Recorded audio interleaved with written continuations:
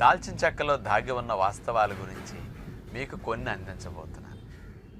ఈ రోజుల్లో ఎక్కువ మందికి డయాబెటీస్ అనేది ఉంటున్నది, కంట్రోల్ కావట్లేదు. మరి రక్తంలో చక్కెర తిన్న ఆహారం ద్వారా వెళ్ళి కూర్చుంటుంది. మరి రక్తంలో చక్కెర కణము లోపలికి వెళ్ళిపోతే రక్తంలో చక్కెర స్థాయిలు తగ్గుతాయి. కణము లోపలికి వెళ్ళిన చక్కెర మండి మనకి ఎనర్జీని ఇస్తుంది. పని చేసుకోవడానికి, బ్రతకడానికి, నీరసం లేకుండా ఉండటానికి అది ఆ ప్రక్రియ మంచిగా జరిగితే బాగుంటుంది.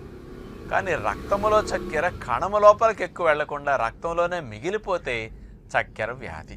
ఈ దాల్చిన చెక్కలో ఉండే 4-హైడ్రాక్సీసినమాల్డిహైడ్ అనే ఒక కెమికల్ మరియు సినామిక్ యాసిడ్ అనే ఇట్లాంటి కెమికల్స్ రెండు మెయిన్గా ఉంటాయి అన్నమాట దాల్చిన చెక్కలో. ఈ కెమికల్స్ ఏం చేస్తాయి అంటే బీటా కణాలని యాక్టివేట్ చేసి తక్కువ ఇన్సులిన్ని కణం యొక్క తలుపులు బాగా ఓపెన్ చేసేసి